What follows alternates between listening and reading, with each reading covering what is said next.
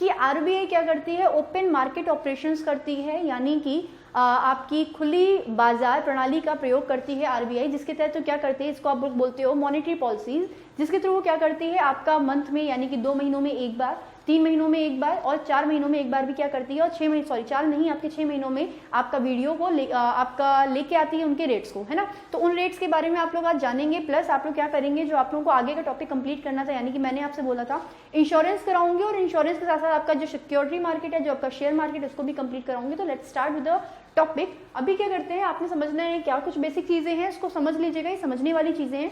क्योंकि आप लोग मेरे सामने नहीं बैठे हैं, तो आपके जो क्वेश्चंस जो मे बी अराइज हो सकते हैं, उन सभी क्वेश्चंस को मैं कवर करने की कोशिश करूंगी आपके आज के वीडियो में, है ना। स्टार्ट करते हैं। आपका क्या देखिए भाई, आपने आरबीआई का काम देख लिया था, तो आरबीआई के कुछ फंक्शंस भी होते हैं, उनको काम भी होते हैं। पहली बात तो आप सभी लोगों को पता होगा कि जो आरबीआई है वो नियामक है, यानी कि रेगुलेटर है। जितने भी आपके शेड्यूल कमर्शियल बैंक, जितने भी बैंक्स होते हैं जो इंडिया में क्या करते हैं, रन करते हैं, उन सभी बैंक्स को गवर्न करती है आरबीआई। और उनको गवर्न करने के लिए आपका बेसिकली या पब्लिक को जो बेनिफिट पहुंचाने के लिए या मार्केट में बोला जाएगा क्या, इन्फ्लेशन को कंट्रोल करने के लिए मार्केट में आपका आरबीआई क्या करती है, अपने ओपन मार्केट ऑपरेशंस करती है। तो उन ओपन मार्केट ऑपरेशंस को, किसको, ओपन मार्केट ऑपरेशंस या इन्हीं को बोलते हैं क्या, आपकी खुली बाजार प्रणाली, या हाँ प्रणाली लिख सकते हैं आप, जो उसको लागू करते हैं, या इसका एक और नाम है, इसको आप लोग बोलते हो क्या, मॉनेटरी पॉलिसी। क्या बोलते हैं आप लोग, मॉनेटरी पॉलिसी, जो कि आरबीआई के द्वारा करी जाती है। क्योंकि आरबीआई कैसा है, रेगुलेटर है आपका आरबीआई, रेगुलेटर है क्या, आरबीआई। तो अब जब आरबीआई क्या करता है, रेगुलेट करता है भारत में जितने भी आपके बैंक्स हैं, तो उन बैंकों को रेगुलेट करते वक्त में आपके सामने क्या आते हैं, कुछ चीजें आती हैं, जैसे कि आपने सुना होगा बैंक रेट के बारे में। किसके बारे में, आपके बैंक रेट के बारे में। बैंक रेट के साथ में आपका एक रेट आता है, इसको आप लोग बोलते हो रेपो रेट। कौन सा रेट बोलते हो आप लोग, रेपो रेट। रेपो रेट के साथ में आपका एक होता है रेट, इसको आप लोग बोलते हो क्या, रिवर्स रेपो रेट। और इनके साथ साथ में आपके दो टर्म और होते हैं, एक होता है आपका क्या, कैश रिजर्व रेशियो, एंड एक और होता है आपका एसएलआर, इसको शॉर्ट फॉर्म में क्या बोलते हो आप लोग, सीआरआर। और एक और होता है आपका कौन सा, आपका होता है स्टैट्यूटरी लिक्विडिटी रेशियो, है ना। तो आपके जो ये रेशियो हैं, ये आपके डायरेक्ट करता है, या इनकी जो इनके पॉइंट्स हैं उनको मैनेज करता है आपका कौन, आरबीआई। तो समझेंगे पहले, बहुत सिंपल सी चीज है। अगर आप सभी लोग बोलें कि आपका क्या है, एक आपका रेगुलेटर है, जैसे कि आपका आरबीआई जो सारे के सारे बैंक्स को कवर कर रहा है, तो वो कौन है जो आपके बैंक्स को स्टार्ट कर सकते हैं, स्टैब्लिश कर सकते हैं। तो पहली बात तो ये कि सपोज मेरा नाम, आप सभी लोगों को पता होगा, मेरा नाम है खुशबू। अब मैंने क्या किया कि आप सभी मेरे स्टूडेंट और आप लोगों ने मेरे ऊपर ट्रस्ट करके मैंने बोला कि मैं खोल रही हूँ कौन सा, ये आपका एग्जाम्पल है, मैंने बोला कि मैं खोल रही हूँ खुशबू बैंक। कौन सा बैंक, खुशबू बैंक। और क्योंकि आप सभी लोग क्या हैं, मेरे स्टूडेंट्स हैं, तो आप लोगों ने आंख बंद करके ब्लाइंड टेस्ट करते हुए क्या किया, मेरे इस खुशबू बैंक में अपने क्या कर दिया, आपने जो आपकी जो पैसे हैं, सपोज करिए आपने क्या करे, आपका प्रति बंदे ने क्या किया, 10-10 हज़ार रुपये जमा कर दिया। अब स्टार्टिंग में तो मैं आपकी एजुकेटर थी, आपकी टीचर थी, तो मैं आपका पैसा सारा का सारा ले करके मैंने क्या किया, आपसे ले लिया, और आप लोगों ने आंख बंद करके मेरे को दे दिया पैसा।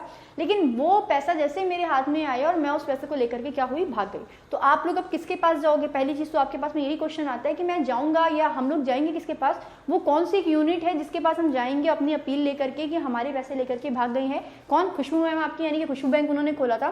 तो ये सारी की सारी चीजें ना हो तो आपका क्या करते हैं, आरबीआई बोलता है क्या, आरबीआई बोलता है कि प्रत्येक बैंक, यानी कि हर एक बैंक अगर उसको मार्केट में क्या करना है, एग्जिस्ट करना है आपका, तो वो क्या करेगा।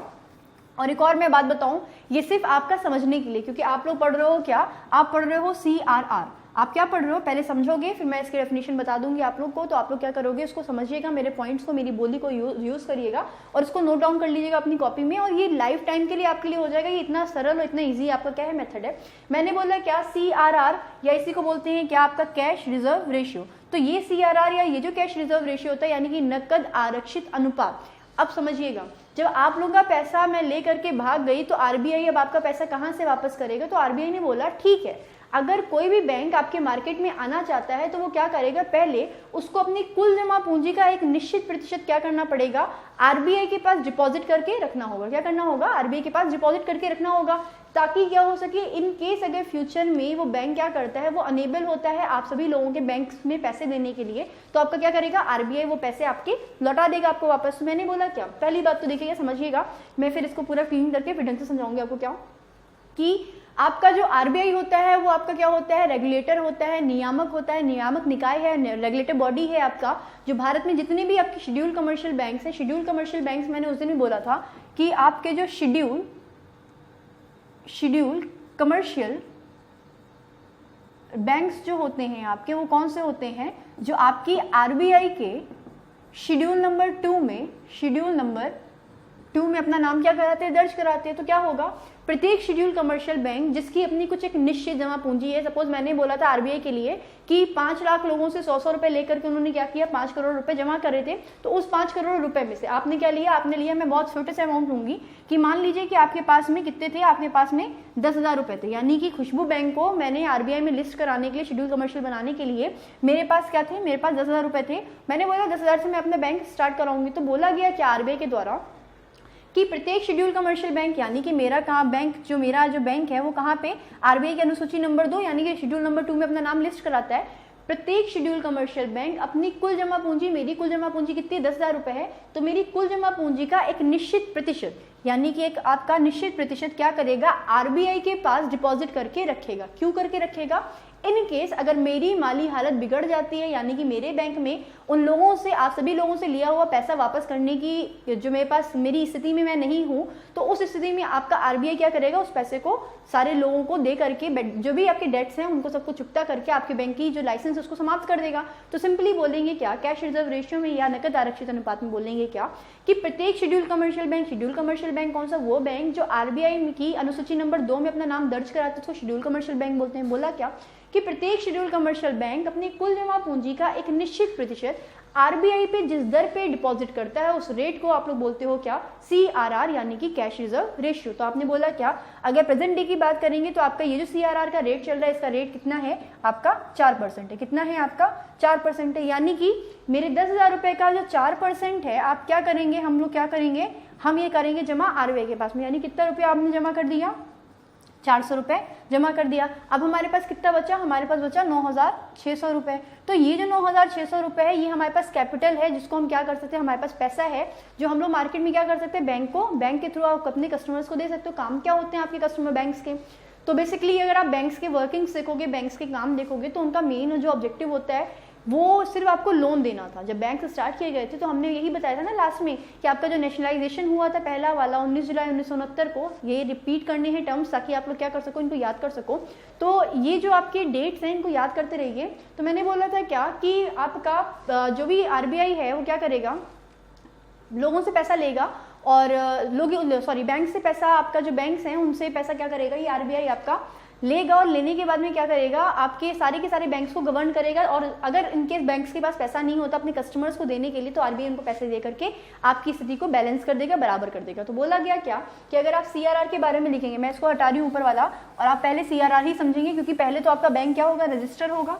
तो आपने लिखना है क्या, देखिए भाई, आप जब कैश रिजर्व रेशियो की बात करोगे, आप जब बात करोगे इसकी, नंबर 1 आपका कैश रिजर्व रेशियो, या इसी को हिंदी में बोला क्या, आपका नकद आरक्षित अनुपात है ना। तो आपका जब इसकी बात करते हैं तो आप क्या लिखेंगे, आप लिखेंगे प्रत्येक शेड्यूल कमर्शियल बैंक, यानी कि एवरी शेड्यूल कमर्शियल बैंक, या आप लिखोगे क्या, मैं हिंदी में लिखूंगी, आप इसको आराम से ट्रांसलेट कर सकते हो। देखिए भाई, आपका मैंने बोला क्या, प्रत्येक शेड्यूल कमर्शियल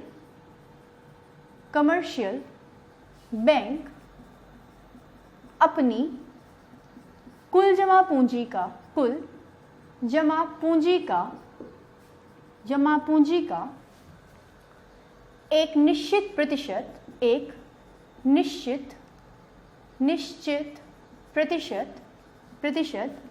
आरबीआई के पास जिस दर यानी कि जिस रेट या जिस रेशियो, आप दोनों चीज़ें बोल सकते हो, जिस रेशियो में जमा करता है, में जमा करता है उसे क्या बोलेंगे, उसे CRR कहते हैं।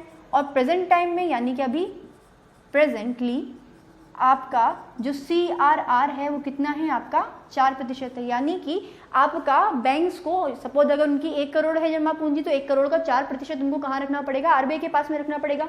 क्यों रखना पड़ेगा, ताकि आप उन स्थिति से बच सकें जिसमें आपको आपके कस्टमर्स को पैसे क्या करने थे, आपके वापस करने थे, है ना। और आपके पास इतना पैसा नहीं था कि आप उनको पैसे वापस कर पा रहे हो। फिर मैंने बोला क्या बैंक से काम क्या होते हैं, तो हम लोगों ने जब क्या किया था, बैंक्स को स्टार्ट किया था, हमारा पास मेन मुद्दा यही था कि हमें लोगों को लोन देना, हमें किसानों को लोन देना है। अभी क्या है, आप लोग क्या करते हो, किसानों को लोन देने के साथ साथ में आपके अंदर सेविंग की यानी कि बचत की आपके अंदर एक मतलब बचत की एक फीलिंग आ सके, आप बचत भी करने लगो, इसलिए आप लोग बैंकों का यूज़ करते हो। और आप लोगों की सैलरीज भी क्या होती हैं, बैंक्स के थ्रू ही जाती हैं, सबको बैंक्स के थ्रू ही मिलती हैं। तो बोला गया क्या कि आपको लोन देते हैं, और लोन देने के बाद में आपके जो डिपॉजिट्स होते हैं वो बैंक्स के ऊपर लाइबिलिटी होती है कि आपको पैसा वो वापस करने। तो आपके जितने भी डिपॉजिट्स होते हैं जो बैंक के पास होते हैं, बैंक्स क्या करते हैं, उनसे इनकम जनरेट करते हैं। कैसे करते हैं, तो वो जो इनकम जनरेट करी जाती है बैंक्स के द्वारा, इनकम जनरेशन कैसे होता है, आपका जो भी पैसा होता है, जो भी आपके डिपॉजिट्स होते हैं, उन डिपॉजिट्स को शेयर मार्केट में उतारने के बाद क्या करने के बाद आपका जो पैसा डिपॉजिट होता है उससे वो लोग क्या करते हैं, वो लोग शेयर मार्केट में शेयर्स खरीद लेते हैं, और उसके ऊपर जितना भी इनका प्रॉफिट होता है वो उसका क्या कर लेते हैं, बेनिफिट कर लेते हैं। इसके अलावा क्या करने में, आप लोगों को लोन्स देने में वो लोग क्या कर सकते हैं, या तो फिर शेयर मार्केट में पैसा लगा सकते हैं। बैंक अपनी इनकम कैसे जनरेट करेंगे, पहली चीज, या तो फिर क्या करेंगे, पैसे जो आपके डिपॉजिट्स उनको शेयर मार्केट में लगा देंगे। दूसरी चीज वो लोग क्या करेंगे, ये करेंगे कि आपको लोन देंगे, लोन पर इंटरेस्ट लगाकर, यानी कि आप लोगों ने जो भी लोन लिया है उस पर जो इंटरेस्ट आप लोग देते हो एक्स्ट्रा, जो अभी आपको बहुत सारे पैसे की जरूरत थी, तो उससे भी क्या करते हैं, बैंक अपनी इनकम जनरेट करते हैं। तो ये 2 सोर्सेज होते हैं जिसके थ्रू बैंक्स क्या करते हैं, अपनी इनकम जनरेट करते हैं।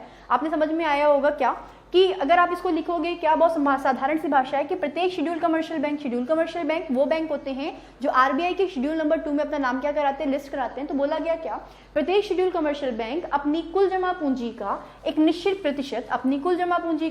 प्रतिशत RBI के पास में जिस दर पे, जिस रेट पे या जिस रेशियो पे डिपॉजिट करता है उसे क्या कहते हैं, CRR कहते हैं। प्रेजेंटली जो इसका रेट है वो कितना चल रहा है, इसका रेट 4% चल रहा है। और ये जो 4% आप लोग क्या बैंक के पास जमा होता है वो किस लिए होता है, इन केस अगर आप दिवालिया हो जाएं, आप घोषित आपके पास दिवालिया हो जाते हैं, तो वो दिवालिया होने की कंडीशन में आप क्या कर सकें, आप यानी कि कस्टमर्स RBI के थ्रू वो पैसा क्या कर सकें, वापस रिकवर कर सकें।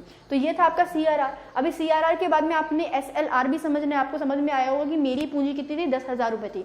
10,000 रुपए का 4% यानी कि 400 रुपए मैंने क्या किया था, RBI के पास जमा कर दिया था। अभी मेरे पास 9,600 रुपीज बची हैं, जिसको मैं क्या कर सकती हूँ, या तो मैं कस्टमर्स को लोन दे सकती हूँ, या तो फिर वो पैसा मैं शेयर मार्केट में लगा सकती हूँ। तो वो पूरा का पूरा पैसा भी आप शेयर मार्केट में नहीं लगा सकते, क्योंकि कोई भी बात RBI के पास पहुंचे उसके पहले वो बात क्या पहुंचेगी, आपके पास पहुंचेगी। तो आपके पास पहुंचेगी तो इसके लिए भी आपके पास क्या होनी चाहिए, सिचुएशन, आपकी स्थिति सही होनी चाहिए। अब देखिएगा, ये था आपका नकद आरक्षित अनुपात। अभी आपने बढ़ना है क्या, CRR के बाद में SLR। क्या पढ़ना है आपने, SLR। देखिएगा भाई, यानी कि स्टैट्यूटरी लिक्विडिटी रेशियो, ठीक, या इसी को बोलते हैं क्या, सांविधिक तरलता अनुपात। अब मैंने यहाँ पे चेंजेस नहीं किए हैं, आपको समझ में आएगा क्यों। देखिए, वहां पे भी प्रत्येक शेड्यूल कमर्शियल बैंक था, यहाँ पे भी शेड्यूल कमर्शियल बैंक होने वाला है।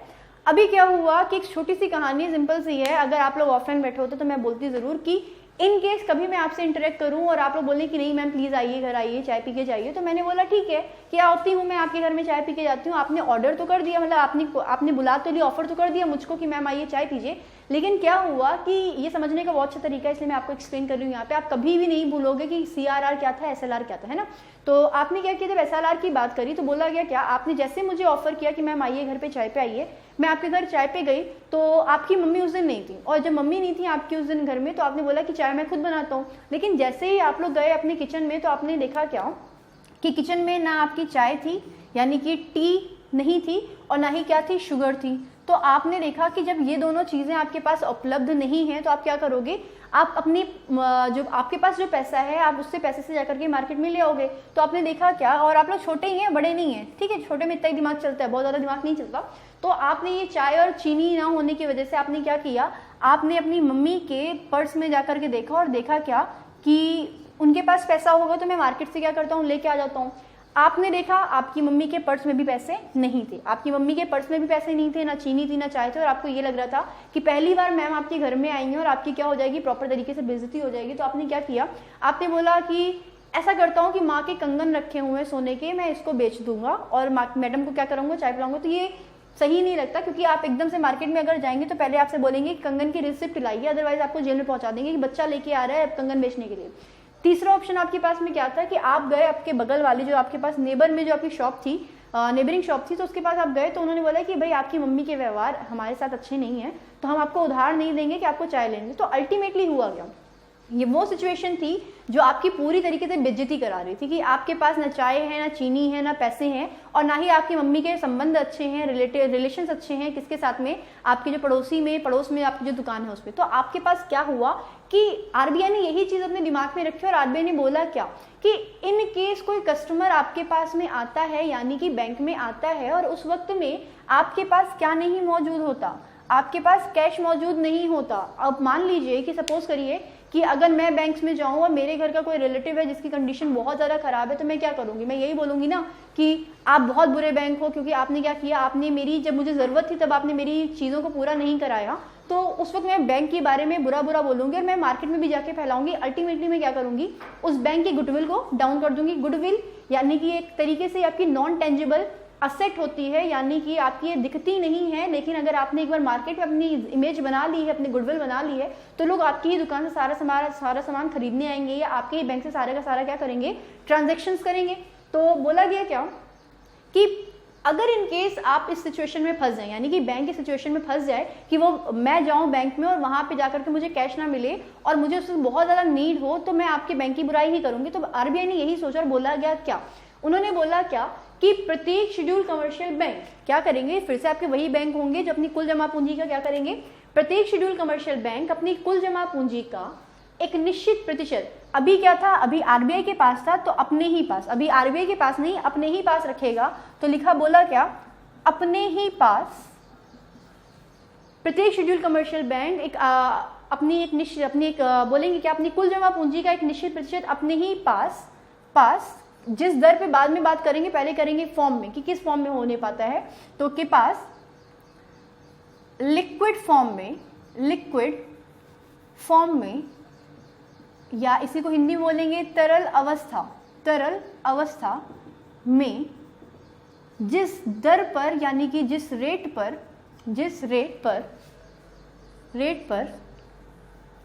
रखता है उसे क्या कहते हैं, उसे बोलते हैं SLR। क्या बोलते हैं, रखता है उसे SLR कहते हैं। अब मैंने यहाँ पे आपको कंगन का भी बताया था ना ऑप्शन, क्योंकि अगर आप देखिए आपके पास प्रॉपर्टीज के पेपर हैं, आपके पास गोल्ड है, अगर आप उसको मार्केट में बेचने जाएंगे तो एकदम से नहीं, इंस्टेंटली नहीं बिकेगा। तो आपको बोला गया क्या कि आपके पास जो भी पैसा है वो आपका इन कैश होना चाहिए, ताकि आप तुरंत से, यानी कि इंस्टेंट जो आपकी रिक्वायरमेंट होती है आपके कस्टमर्स की, उन इंस्टेंट रिक्वायरमेंट्स को क्या कर सके, आप फुलफिल कर सके, है ना। तो बोला गया क्या कि प्रत्येक शेड्यूल कमर्शियल बैंक अपनी कुल जमा पूंजी का एक निश्चित प्रतिशत अपने ही पास तरल अवस्था में रखता है, यानी कि लिक्विड फॉर्म में रखता है, और जिस रेट पे रखता है उसको आप बोलते हो क्या, SLR, यानी कि क्या, स्टैट्यूटरी लिक्विडिटी रेशियो। हमारे पास कितना था, हमारे पास 10,000 रुपए थे, 10,000 में से हमने 4,400 रुपए क्या किए, कैश रिजर्व रेशियो के पास के तहत अपने आरबीआई के पास में रख दिए कि हमारे पास भी पैसा नहीं बचा तो आप आरबीआई के पास पहुंचोगे, ठीक है। तो आरबीआई ने बोला कि डायरेक्टली मेरे पास ना आकर के पहले आप किसके पास जाओ, पहले आप जाओ उसी बैंक के पास में। तो आपने बोला क्या कि वो बैंक भी आपको सारा का सारा पैसा अर्न करने के लिए लोन नहीं देगा, वो अपनी कुल जमा पूंजी का एक निश्चित प्रतिशत, यानी कि अभी आपका रेट जो है, आपका जो चल रहा है आपका SLR का, वो है 19.50, यानी कि जैसे प्रेजेंटली यहाँ पे CRR का रेट लिखा था, वहाँ पे हम लोग प्रेजेंट नहीं करेंगे, SLR का रेट जो कि कितना है आपका 19.50% चल रहा है। तो इसमें क्या होता है कि आपने पूरा का पूरा पैसा बैंक में बैंक्स को लोन नहीं दे देना, उसको अपनी कुल जमा पूंजी का एक निश्चित प्रतिशत अपने पास में ही रखना है। कितना? 19.50%। तो ये 19.50% आपके पास जो 10,000 रुपये था उसका आप अपने पास में रखोगे, ताकि कस्टमर्स की जो इंस्टेंट रिक्वायरमेंट्स होती हैं उन इंस्टेंट रिक्वायरमेंट को आप क्या कर सको, फुलफिल कर सको। तो आपको समझ में आया होगा। अब ये कभी नहीं भूलोगे आप लोग क्या कि गोल्ड एकदम से मार्केट में नहीं बिक सकता है, ना ही आपके पास प्रॉपर्टी के पेपर हैं वो एकदम से बिक जाएंगे मार्केट में। तो आपके पास इतना पैसा होना चाहिए कि आप क्या कर सको, आपके एकदम से कोई पैसा मांगने आ जाए तो आप उसको क्या कर सको, पैसा वापस कर सको। तो फिर से समझ में आया होगा क्या? प्रत्येक शेड्यूल कमर्शियल बैंक अपनी कुल जमा पूंजी का एक निश्चित प्रतिशत किसके पास, अभी सीआरआर आरबीआई के पास रखना था, एसएलआर को आपको अपने पास से रखना है, अपने ही पास तरल अवस्था में जिस रेट पर रखता है उसे क्या बोलते हो, एसएलआर, या रेशियो पे रखते हो उसको बोलते हो आप एसएलआर। प्रेजेंटली एसएलआर का जो रेट चल रहा है वो 19.50% चल रहा है और ये फ्लक्चुएट करता रहता है। तो आपने क्या करना है, आपने करंट अफेयर्स को डेली टू डेली देखते रहना है, यानी कि नॉर्मली 6 मंथली, क्वार्टरली और आपका क्या होता है 2 मंथ्स में आपका हर बार क्या होता है आरबीआई मॉनेटरी पॉलिसीज डालता है, या इसी को ओपन मार्केट ऑपरेशंस भी बोलते हैं, ये इनको डालता है ताकि आप क्या कर सको, आप इनको अपडेट रख सको अपने पास में, है ना। तो आपने सीआरआर एसएलआर समझ लिया। अभी आपने क्या करना है, आपने समझना है, इसका एक स्क्रीनशॉट ले लीजिएगा, आपको समझ में आएगा, ठीक है। तो आपका यही काम बेसिकली, अगर रेगुलेटर बोला मैंने आरबीआई का, तो यही काम होता है आरबीआई का कि आपके जो बैंक्स हैं वो अपने पास, यानी कि आरबीआई के पास सीआरआर प्रॉपर्ली डिपॉजिट कर रहे हैं कि नहीं कर रहे हैं। आपके जो प्रोबेशनरी ऑफिसर्स होते हैं उनके यही काम होते हैं कि वो पूरा का पूरा data day to day wise अपना कलेक्ट करके रखते हैं कि आज का एक दिन हुआ और कितने ट्रांजेक्शन्स हुए, कितने लोग हमसे पैसे लेके गए और कितने लोग हमसे पैसे दे के गए। तो जितने भी लोग पैसे दे करके गए और लेकर के गए, उसके पास जो हमारे पास रिमेनिंग, जो हमारे पास शेष बचा होता है, उस शेष का हम क्या करेंगे, हम आरबीआई के पास में और हम अपने पास में ही लिक्विड फॉर्म में और किस में, कैश के फॉर्म में आरबीआई के पास में क्या करेंगे, डिपॉजिट करके रखेंगे, है ना। तो इसलिए आपके सीआरआर और एसएलआर बहुत ज़्यादा क्या होते हैं, ज़रूरी होते हैं। याद हो गए होंगे, बहुत ईजी है, बिल्कुल कठिन नहीं है और ये टर्म्स बहुत ज़्यादा ईजी हैं। सीआरआर आपने पढ़ा, एसएलआर अभी आपने क्या पढ़ना है, आपने पढ़ना है बैंक रेट, आपने पढ़ना है रेपो रेट, जो आपका थर्ड चीज़ है, इसको आप बोलते हो क्या, आपका बैंक रेट, है ना। बैंक रेट या हिंदी में बोलेंगे बैंक की दर, तो रेट यानी कि दर, आपने ये देखना है। तो बैंक रेट क्या होता है, अब हमने बोला अभी क्या, मैंने बोला क्या कि आप लोगों को लोन बैंक्स देते हैं, है ना। तो जब ये लोन्स बैंक आपको देते हैं तो उनका जो टर्म होता है उसके आधार पर आप डिसाइड करते हो कि ये बैंक रेट है कि ये रेपो रेट है कि ये रिवर्स रेपो रेट है। तो मैंने बोला क्या, समझ लीजिएगा क्या, फिर से वही टर्म आएगा कि प्रत्येक शेड्यूल कमर्शियल बैंक क्या करता है, प्रत्येक शेड्यूल कमर्शियल बैंक जब अपनी लंबी अवधि की यानी कि लॉन्ग टर्म की जो फाइनेंशियल रिक्वायरमेंट्स होती हैं उनको कंप्लीट करने के लिए आरबीआई से जिस दर पे लोन लेता है उसको आप बोलते हो क्या, बैंक रेट। क्योंकि हम लोगों की सपोर्ट करने के लिए हमारे पास क्या है, बैंक्स हैं, शेड्यूल कमर्शियल बैंक्स हैं, प्राइवेट बैंक्स हैं, नॉन पेमेंट्स बैंक हैं, लेकिन बैंक्स की रिक्वायरमेंट्स को पूरा करने के लिए कौन है, तो वहाँ पे आपका आरबीआई है कि जब बैंक्स के पास पैसे कम पड़ जाते हैं तो वो किससे लोन लेंगे, वो आरबीआई से लोन लेंगे, ऑब्वियस है। क्योंकि आरबीआई का काम है कि वो क्या करती है, करेंसी इशू करती है, करेंसी जनरेट करती है ना। तो बोला गया क्या कि लिखेंगे क्या कि प्रत्येक, कौन सा बैंक, प्रत्येक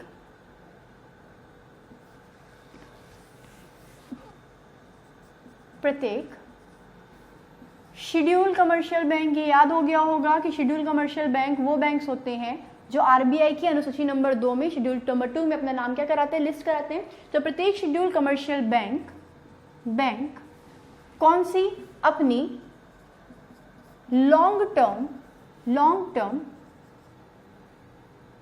टर्म की फाइनेंशियल रिक्वायरमेंट्स को यानी कि जो आपकी लंबी अवधि की जो पैसे की ज़रूरतें होती हैं को पूरा करने के लिए आरबीआई से जिस रेट पर या जिस रेट पर लोन लेते हैं उसे क्या बोलेंगे, उसे आप बोलेंगे बैंक रेट। कौन सा रेट बोलेंगे, उसे बैंक रेट कहा जाता है। तो समझ में आया कि आपका जब बैंक्स अपनी, कौन से बैंक, प्रत्येक शेड्यूल कमर्शियल बैंक अपनी लंबी अवधि की धन की आवश्यकताओं की पूर्ति के लिए आरबीआई से जिस दर पे लोन लेती है उसको आप लोग बोलते हो कौन सा लोन, आपका रेट, आपका बैंक रेट। और अगर आपको प्रेजेंटली देखा जाए तो आपका जो बैंक रेट चल रहा है उसका नाम, उसकी अमाउंट क्या है, या प्रेजेंटली आपका 6.75% रेट से आपका क्या हो रहा है, आपके जो बैंक है वो आरबीआई से लोन ले रहे हैं। तो फिर से आपको समझ में आया होगा क्या कि प्रत्येक शेड्यूल कमर्शियल बैंक यानी कि वो वाले बैंक जो आरबीआई की शेड्यूल नंबर 2 में अपना नाम दर्ज कराते हैं ना, तो प्रत्येक शेड्यूल कमर्शियल बैंक अपनी लॉन्ग टर्म की फाइनेंशियल रिक्वायरमेंट्स को कवर करने के लिए, पूरा करने के लिए आरबीआई से जिस रेट पे लोन लेती है उसे बोलते हैं कौन सा रेट, आपका बैंक रेट। और ये जो आपकी दर है इस वक्त कितनी चल रही है, 6.75% चल रही है। इसको अपडेट रखिएगा अपने आप से भी आप लोग कि आपको टॉपिक कॉन्सेप्ट समझ में आ गया, लेकिन उसके साथ में जो आपके रेट्स होते हैं उनको भी आपको पता होना बहुत ज्यादा जरूरी होता है ना। तो बैंक रेट आपको समझ में आया। अभी क्या करेंगे, बैंक रेट की जगह आप क्या लिखेंगे, आप लिखेंगे रेपो रेट। कौन सा रेट लिखेंगे आप लोग, रेपो रेट। और बहुत आसान है, बिल्कुल कठिन नहीं है। तो जब आप रेपो रेट की बात करेंगे फिर से वही डिफिनेशन हो जाएगी, लेकिन चेंज हो जाएगा यहाँ पे क्या, टर्म। तो अभी यहाँ पे लॉन्ग टर्म था और लॉन्ग टर्म के इस प्लेस पे आ जाएगा कौन सा टर्म, आपका शॉर्ट टर्म। और फिर से वही चीजें हैं कि प्रत्येक शेड्यूल कमर्शियल बैंक अपनी शॉर्ट टर्म की फाइनेंशियल रिक्वायरमेंट्स को पूरा करने के लिए आरबीआई से जिस रेट पे लोन लेता है उसे क्या बोलते हैं हम लोग, रेपो रेट बोलते हैं। और अगर रेपो रेट बोलते हैं तो रेपो रेट में आपका जो प्रेजेंटली रेपो रेट चल रहा है उसकी अमाउंट कितना है या उसकी मात्रा क्या है। तो आप देखोगे क्या, जो आपका प्रेजेंटली आपका जो रेपो रेट चल रहा है वो चल रहा है आपका 6.50 आपका क्या है, आपका रेपो रेट है। भाई देखिए 6.50 आपका है presently repo rate. Reverse repo rate कितना था 6.75, सॉरी बैंक रेट कितना था 6.75 था प्रेजेंटली, और आपका 6.50 है आपका कौन सा रेट, आपका रेपो रेट। अभी आपने देखना है क्या, रिवर्स रेपो रेट देखना है ना। तो अभी किसको जरूरत पड़ रही थी, अभी जरूरत पड़ रही थी शेड्यूल कमर्शियल बैंक्स को। तो वो क्या कर रहे थे, आरबीआई से लोन ले रहे थे।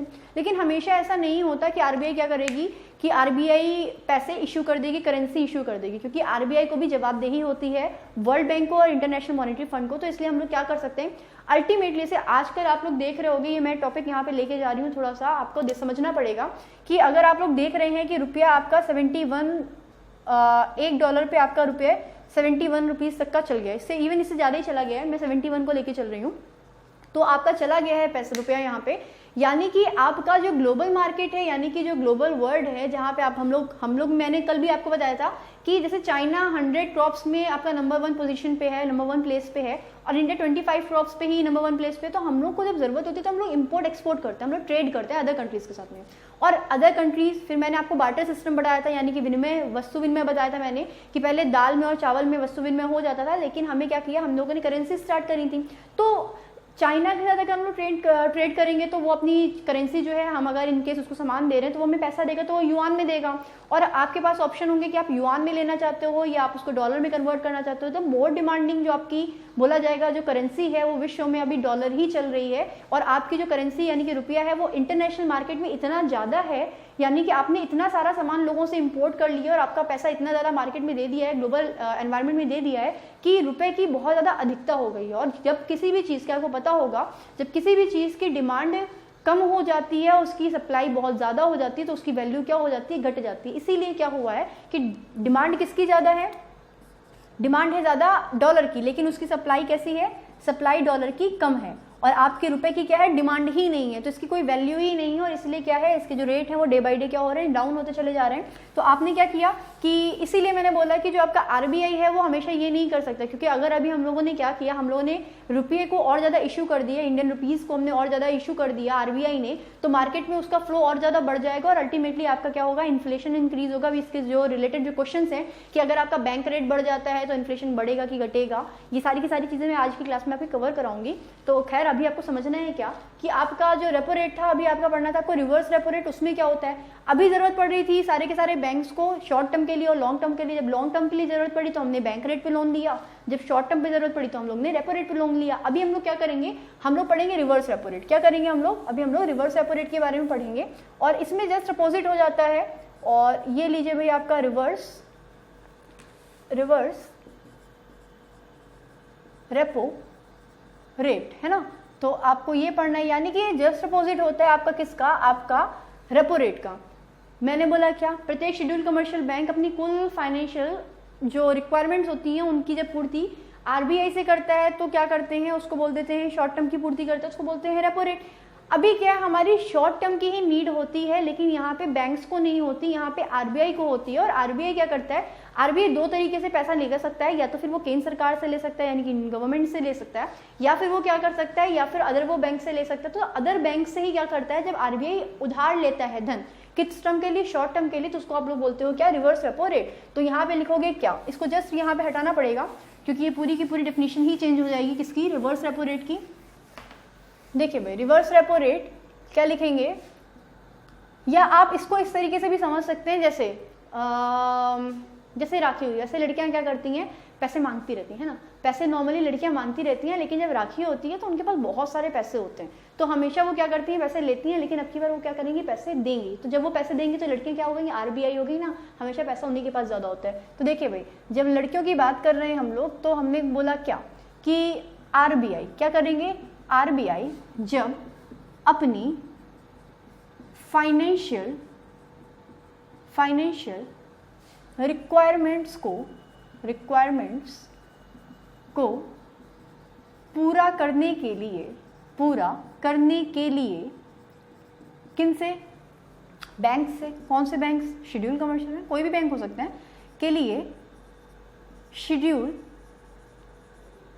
कमर्शियल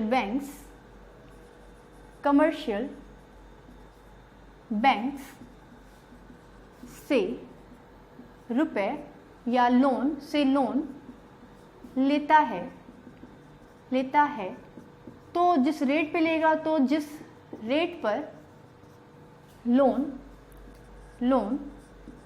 लेता है उसे क्या बोलेंगे, उसे रिवर्स रेपो रेट कहते हैं। या फिर आप क्या कर सकेंगे, आप ये भी बोल सकते हैं कि जब प्रत्येक शेड्यूल कमर्शियल बैंक अपनी एक्सेस मनी को आरबीआई के पास डिपॉजिट करता है और जिस रेट पे डिपॉजिट करता है, तो उसको भी आप क्या बोल सकते हो, आप बोल सकते हो उसको रिवर्स रेपो रेट। तो आप इसको आरबीआई पैसे ले रहा है या आरबीआई की जगह में आपके जो बैंक हैं वो पैसे दे रहे हैं, ऐसा तो है नहीं ना कि बैंक अपने मन से देंगे। तो आप क्या करेंगे, आप यहाँ पे आरबीआई जब अपनी फाइनेंशियल आवश्यकताओं की पूर्ति की जगह में आप क्या कर लेंगे, आप कर लेंगे, समझने के लिए है, इसमें आप करेंगे क्या, शेड्यूल कमर्शियल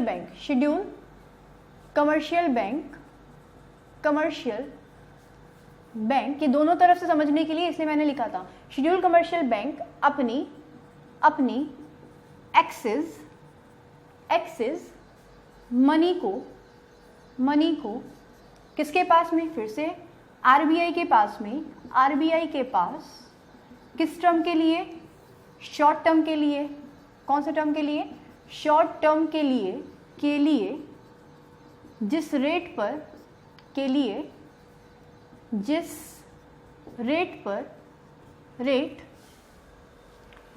पर डिपॉजिट करता है उसे क्या बोलेंगे, जिस रेट पर डिपॉजिट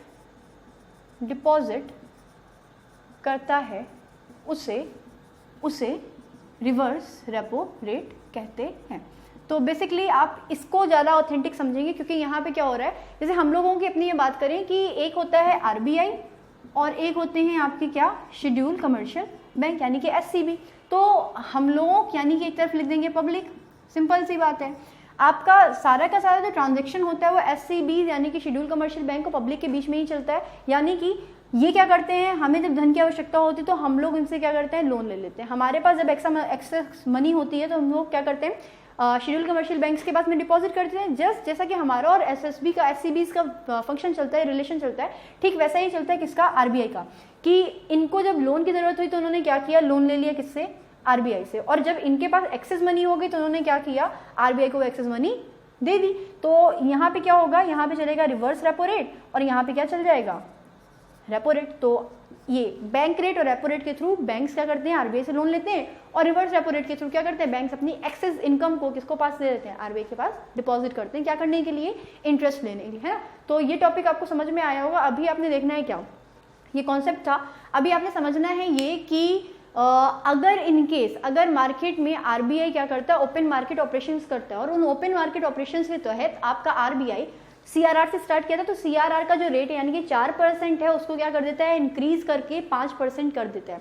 तो अब क्या होगा, अब महंगाई बढ़ेगी कि घटेगी, ये चीज़ आपको समझनी है। तो मैं क्या करूंगी, एक एक चीज़ को एक एक तरीके से क्लियर करूंगी। देखिए भाई, अभी इसको हटा रहे हैं हम लोग, आपने समझ में आ गया होगा रिवर्स रेपो रेट भी, और ये बहुत ज़्यादा ज़रूरी टर्म्स हैं क्योंकि इनके ऊपर बेस पे ही क्या होते हैं, क्वेश्चंस पूछे आते हैं। क्योंकि अगर आपको bank rate, repo rate, reverse repo rate नहीं क्लियर है तो आपको समझ में नहीं आएगा। देखिएगा भाई, आपका पहला है क्या, CRR यानी कि कैश रिजर्व रेशियो। अभी आपका कितना चल रहा है, 4% चल रहा है, लेकिन जो अपकमिंग ओपन मार्केट ऑपरेशन है उसके थ्रू आपका आरबीआई क्या करता है, इस 4% के CRR को क्या करता है, कम करके कर देता है 3%। कितना कर देगा, 3%। तो आप फिर से 10,000 में जाएंगे, आपके पास कितने रुपए थे, ज़्यादा बड़ा नहीं ले सकते डिजिट, तो आपने क्या लिया, आपने क्या 10,000 रुपये। अभी क्या करना था, फिर से CRR को रिवाइज करेंगे कि आपकी कुल जमा पूंजी यानी कि जो बैंक उनकी कुल जमा पूंजी का एक निश्चित प्रतिशत जो कि 4% था, कितना हो गया है 3%, तो आपका पैसा कितना हो जाएगा 300 रुपये। आप कहाँ जमा करोगे, RBI के पास जमा करोगे। प्रीवियसली आप लोग कितना कर रहे थे, आप लोग कर रहे थे 400 रुपये जमा, अभी आप कितना कर रहे हो 300 रुपये जमा कर रहे हो। यानी कि आपके पास पहले से ज़्यादा अमाउंट है क्या करने के लिए, लोगों को लोन देने के लिए। यानी कि आप लोगों को ज़्यादा लोन देंगे, और ऑब्वियस है कोई भी इंसान अगर आपसे लोन ले रहा है तो उसका कोई पर्पस हो सकता है, या तो फिर उसको अपने घर में इंफ्रास्ट्रक्चर डेवलप कराना है, या कंस्ट्रक्शन कराना है, या फिर उसको क्या करना है, उसे अपनी बेटी की शादी करनी है, अल्टीमेटली बाइक खरीदनी है। तो कुल मिलाकर के जो भी पैसा हम लोग लोन लेते हैं, हमें इंस्टेंट रिक्वायरमेंट होती है बल्क अमाउंट में पैसे की, इसलिए हम लोग लोन ले रहे हैं। यानी कि जो पैसा हमने बैंक से लोन लिया वो अल्टीमेटली मार्केट में ही जाने वाला है, और मार्केट में जो मनी है उसका फ्लो क्या होने वाला है, बढ़ने वाला है। यानी कि अभी हम लोग क्या करते थे, 400 रुपये डिपॉजिट करते थे RBI के पास में, यानी कि शेड्यूल कमर्शियल बैंक, तो उनके पास आप लोगों को पब्लिक को लोन देने के लिए पैसा कम पड़ जाता था। तो आपके पास पब्लिक के पास पैसा कम है, यानी कि मार्केट में पैसा कम है, यानी कि जो आपका इन्फ्लेशन है वो कैसा है, इन्फ्लेशन कैसा है आपका कम है। लेकिन जब आपके पास क्या हो गया, आपका जो CRR था उसका रेट 4% से 3% हो गया, यानी कि 1% कम हो गया। यानी कि आपको RBI के पास अब सिर्फ 300 रुपये डिपॉजिट करने हैं, आपके पास अभी भी कितना 9,700 रुपये है, जिसको आप क्या करोगे, पब्लिक को दोगे, पब्लिक मार्केट में लाएगी, और मार्केट में मनी का फ्लो क्या होगा, जो प्रीवियस रेट था उसके अकॉर्डिंग, उससे कंपेरिजन में बढ़ जाएगा कि घट जाएगा, बढ़ जाएगा। तो आपका क्या हो जाएगा, इन्फ्लेशन इंक्रीज हो जाएगा, और यहाँ पे क्या था, इन्फ्लेशन डिक्रीज। यानी कि अब आप समझिएगा, CRR के रेट जितने बढ़ते हैं इन्फ्लेशन उतना ही क्या होता है, कम होता है, और CRR के रेट जितने घटते हैं इन्फ्लेशन उतना ही क्या होता है, बढ़ता है। तो यहाँ पे कैसे है, यहाँ पे इन्वर्सली रिलेशनशिप है, किसके साथ में, CRR के रेट के साथ में, किसका, इन्फ्लेशन का, है ना। अब CRR के साथ में आप पढ़ोगे क्या, आप पढ़ोगे SLR के बारे में। तो समझने के लिए था कि आपने SLR देखा कि अभी आपका क्या था, 19.50 रेट ऑफ इंटरेस्ट चल रहा है। अभी क्या था, बोला मैंने क्या कि SLR यानी कि स्टैट्यूटरी लिक्विडिटी रेशियो के तहत आप यानी कि शेड्यूल कमर्शियल बैंक अपनी कुल जमा पूंजी का एक निश्चित प्रतिशत यानी कि 19.50% किसके पास, अपने ही पास लिक्विड फॉर्म में रखोगे, वो आपको मार्केट में पैसा नहीं देना है। यानी कि अगर आप देखोगे 10,000 के हिसाब से, तो अगर आप 10,000 का निकालेंगे कितना, 19.50%, तो देखिए भाई आपका पॉइंट हटाया, ये लीजिए पूरा गया, यानी कि 1950, यानी कितना 1,950 रुपये आपको क्या करने हैं, अपने पास ही रखने हैं। लेकिन अभी क्या हुआ, ये 19.50 से जो रेट था वो कितना हो गया, 20% हो गया। यानी कि आपको अपने पास कितने रखने हैं, 2,000। अभी तक आप 50 रुपये कम रख रहे थे, अब आपको अपने पास 50 रुपये ज़्यादा रखने हैं। यानी कि अगर SLR के जो रेट होते हैं वो बढ़ जाते हैं, तो आपको जो मार्केट होता है उसमें इन्फ्लेशन क्या हो जाता है, कम हो जाता है।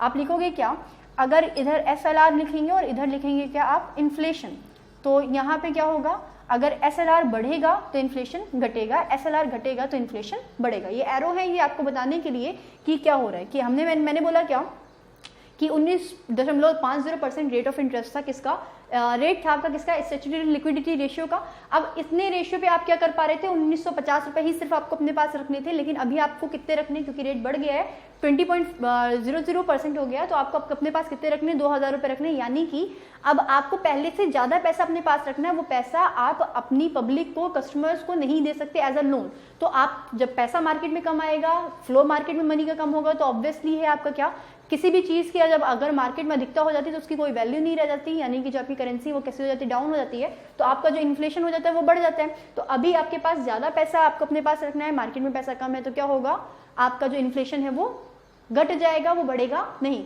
ये 2-4 चीज़ें हैं, इसको समझिएगा। ये तो थी CRR की और SLR की बात। अभी आपने क्या करना है, आपने बैंक रेट, रेपो रेट और रिवर्स रेपो रेट भी समझना है। और जब पेपर में आए तो एकदम से हाँ या ना मत कर दीजिएगा, थोड़ा सा सिचुएशन को अंडरस्टैंड करके आगे करने की भी कोशिश करिएगा। देखिए भाई, अभी आए आपके पास नंबर 3 पे आपका बैंक रेट। कौन सा रेट, आपका बैंक रेट। देखिए भाई, जब बैंक रेट आता है, या बैंक रेट के अगर प्रेजेंटली मैंने बोला क्या कि जो आपका बैंक रेट था वो प्रेजेंट टाइम में 6.75% चल रहा है। कितना चल रहा है, 6.75%। और इस चीज़ को नोटिस करिएगा कि क्या हो रहा है, मार्केट में रोज़ न्यूज़ निकलती रहती है कि जब बैंक रेट था, यानी कि प्रत्येक शेड्यूल कमर्शियल बैंक अपनी कुल जमा पूंजी का एक निश्चित प्रतिशत RBI से क्या करता है, जब लोन लेता है अपना किस टर्म के लिए, लॉन्ग टर्म के लिए, तो उसको आप लोग बोलते हो बैंक रेट। अब यहाँ पे क्या कर रहे हैं, बैंक्स लोन ले रहे हैं, यानी कि बैंक को 6.75% as a rate of interest क्या देना पड़ रहा है, आरबीआई को देना पड़ रहा है। क्योंकि हमने सपोज करिए हमने आरबीआई से 10,000 रुपए का, यानी कि किसी शेड्यूल, एसबीआई ने क्या किया, आरबीआई से 10,000 रुपए का लोन लिया, और जब हमने 10,000 रुपए से लोन लिया तो हमने क्या लिया, हमारे ऊपर 6.75% की क्या लग गई, हमारे ऊपर रेट ऑफ इंटरेस्ट लग गया। ठीक, तो यानी कि आपको 675 रुपए क्या करने पड़ रहे हैं, आपके प्रीमियम के साथ साथ में पैसा देना पड़ रहा है किसको, आरबीआई को, यानी कि 675 रुपए आपका क्या है, इंटरेस्ट रेट है। अभी क्या हुआ, ये 6.75 से हमने कर दिया 6.50, क्या कर दिया 6.50, तो अभी हमें पैसे ज्यादा देने पड़ रहे थे, रेट कम हो गए, 6.50 हो गए, तो अब हम पैसे क्या करने पड़ेंगे, आरबीआई को कम देने पड़ेंगे। यानी कि अब हमारे पास बहुत सारी मात्रा में क्या है, पैसा है। यानी कि जब आपका बैंक रेट क्या हो जाता है, घट जाता है, इसमें क्या था, बढ़ा हुआ था, इसमें घट जाता है, तो आपका जो इन्फ्लेशन होता है, आपको इन्फ्लेशन से क्या करना है, कंपेयर करना है।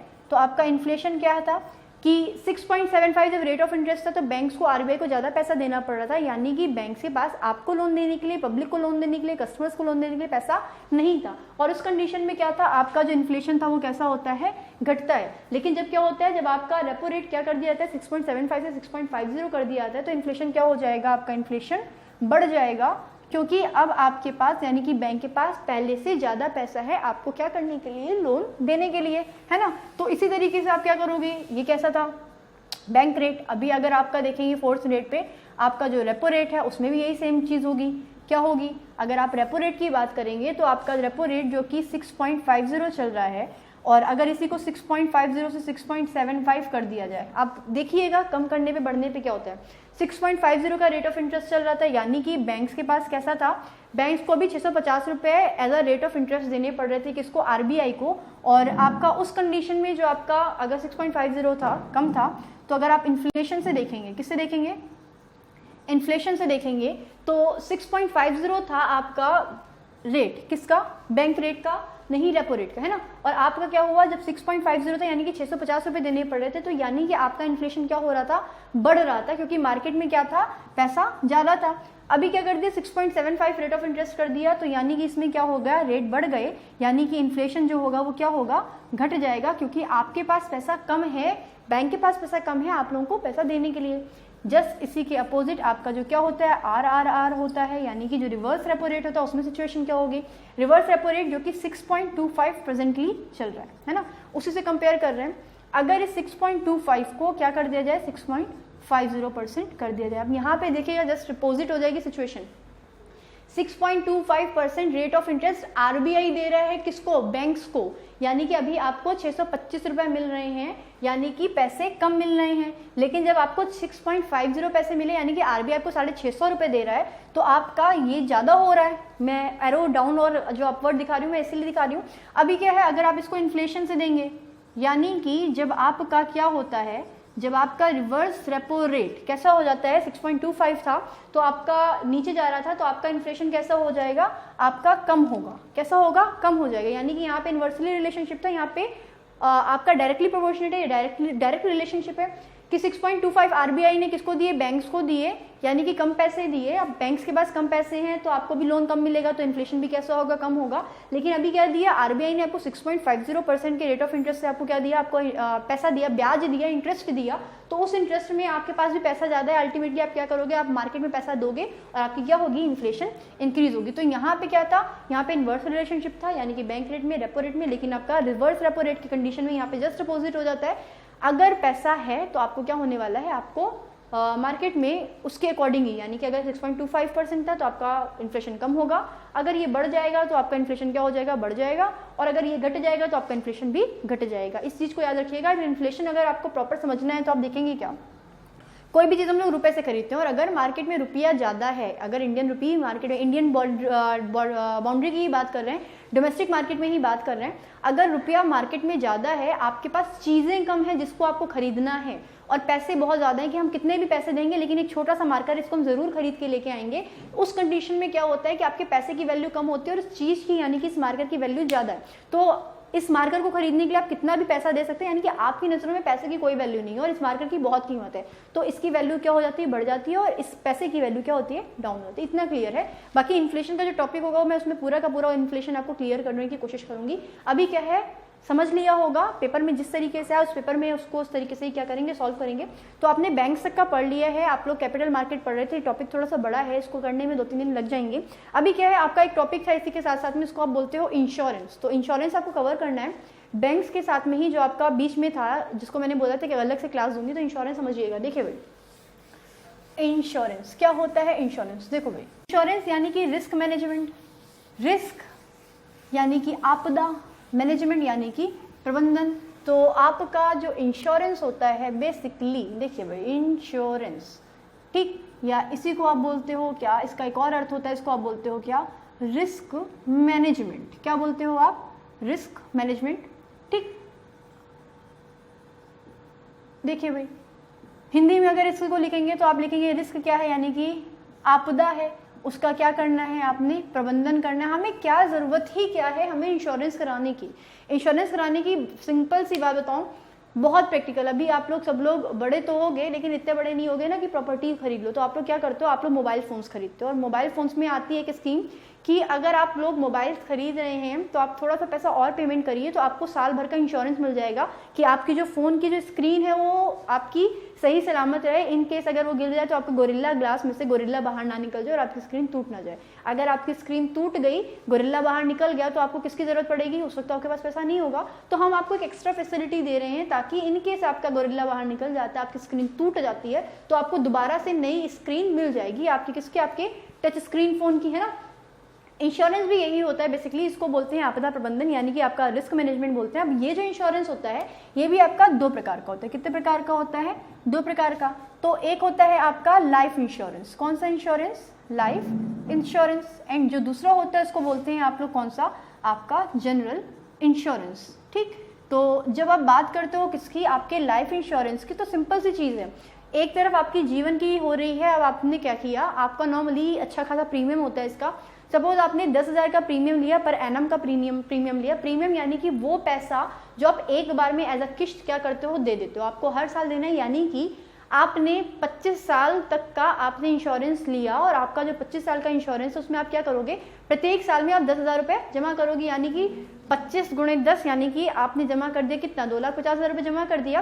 तो आपको ये इसलिए मिला, ये जो आपको 25 साल तक को आपका जो 10,000 रुपये जमा करना है वो आपको इसलिए जमा करना है कि इन केस आप अपने घर के मुखिया हैं और आपको अगर कुछ हो जाता है तो आपका इलाज, पहली बात तो हम लोग पॉजिटिव लेके चलेंगे कि आप बीमारियों में ही जाएं, ठीक, यानी कि आपको बीमार ही हो और आपकी वो जो आपका एक्सीडेंट हुआ है या आपको जो भी प्रॉब्लम हुई है उस प्रॉब्लम को आप हील कर लो, उसको कवर कर लो, रिकवर कर लो, है ना।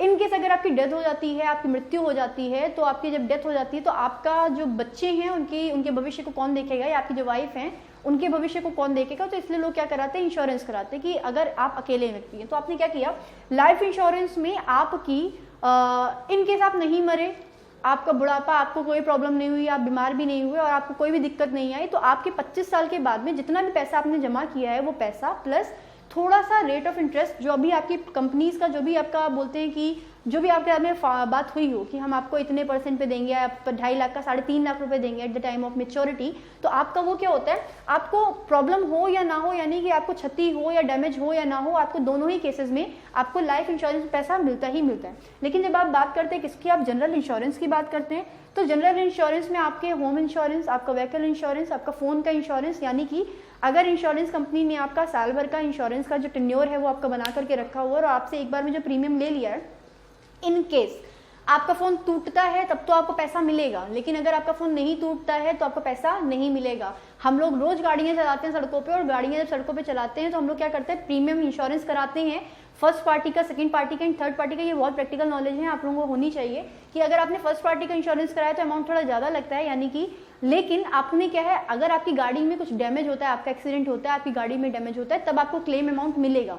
डैमेज नहीं होता तो आपका जो इंश्योरेंस का, और एक और बात है, सिंपल सी बात है कि जो 2,500-3,000 का जो आप लोग इंश्योरेंस का अमाउंट देते हो, तो वो 2,500-3 हज़ार से आपकी गाड़ी नहीं बनती। आपकी गाड़ी डैमेज होती है तो उसमें अच्छा खासा आपका 10 से 20 हज़ार रुपये, बाइक की बात करूँ स्कूटी की बात करूँ तो आराम से लग जाता है। तो ये जो 10-20 हज़ार या 5-7 हज़ार रुपये जो आपकी बाइक में या स्कूटी में लगता है, तो जब लगता है तभी दिया जाता है। और ये बहुत सारे लोगों के द्वारा दिए गए जो आपके प्रीमियम होते हैं उनसे कलेक्ट करके आपको मिलता है। ऐसा नहीं होता कि आपने साल भर के बाद भी आपका वही इंश्योरेंस प्रीमियम जो आपने दिया था वो काम करेगा। किसमें? आपके जनरल इंश्योरेंस में। तो आप लिखोगे क्या? डैमेज हो या ना हो, क्या लिखेंगे आप? डैमेज हो या नहीं हो, क्लेम मिलता है।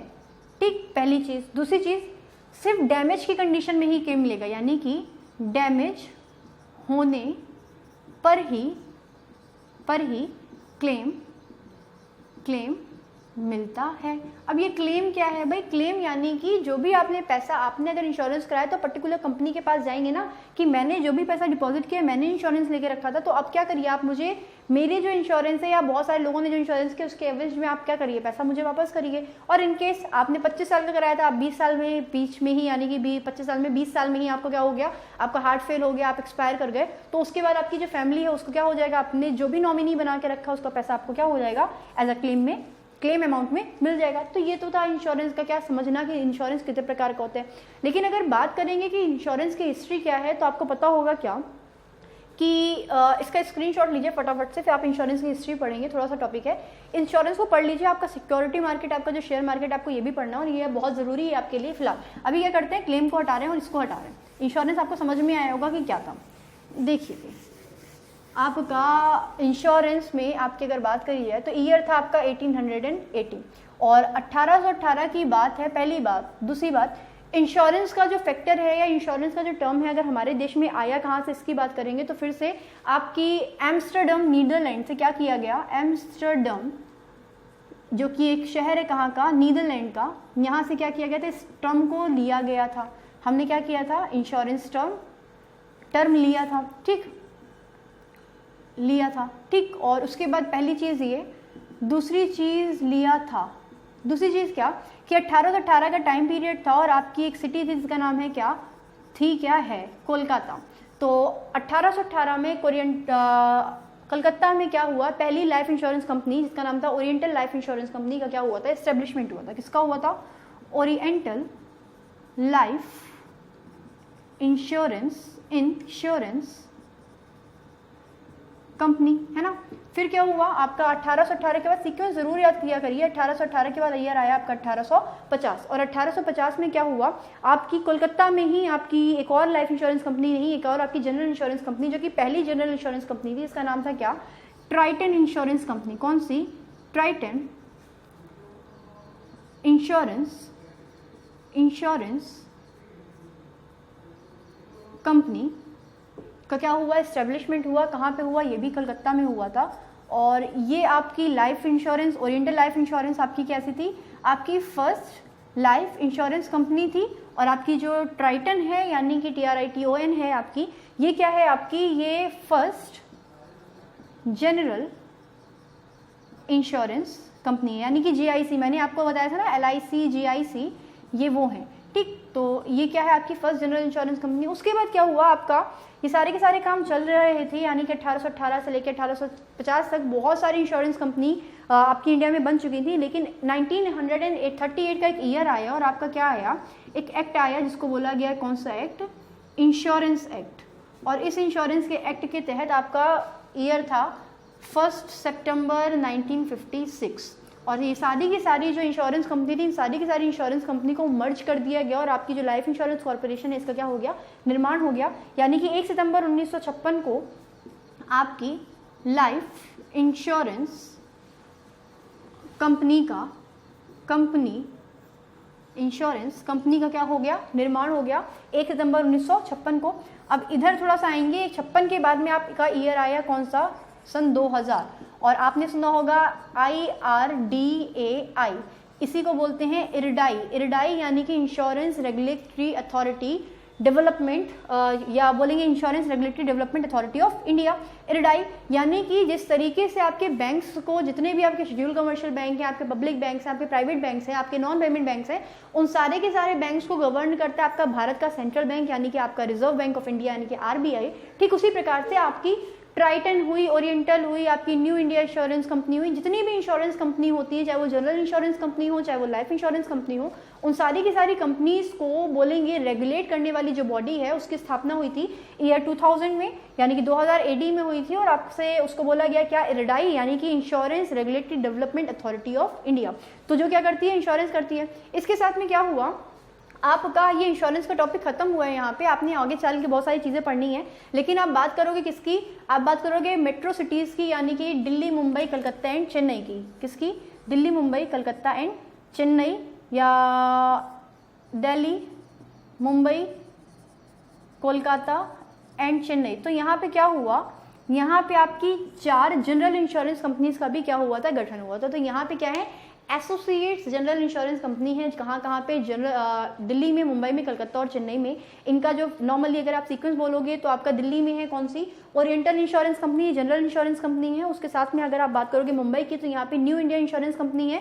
बात करोगे मुंबई की, दिल्ली, मुंबई का, चेन्नई की, कलकत्ता की, तो कलकत्ता में नेशनल इंश्योरेंस कंपनी एंड आपकी चेन्नई में यूनाइटेड। तो आपकी ओरिएंटल, आपकी न्यू इंडिया, आपकी नेशनल और आपकी कौन सी, आपकी यूनाइटेड इंश्योरेंस कंपनी। तो ये चारों के चारों क्या है, आपकी जनरल इंश्योरेंस कंपनी की एसोसिएट्स हैं। जैसे कि आपका स्मिथ के थ्रू मैंने आपको बताया था कि सौराष्ट्र है, इंदौर है, महाराष्ट्र, मैसूर है, त्रावणकोर है। आपकी जो आपके SBI के एसोसिएट बैंक से जिनका मर्जर इसी साल 2017 में यानी कि प्रीवियस ईयर 2017 में कर दिया गया था अप्रैल में। ठीक उसी प्रकार से ये भी क्या है, आपकी एसोसिएट्स कंपनी, किसकी, जनरल इंश्योरेंस कंपनी की। कहाँ पे, दिल्ली में, मुंबई में, कलकत्ता में और चेन्नई में। फटाफट रिवीजन लेंगे कैसे।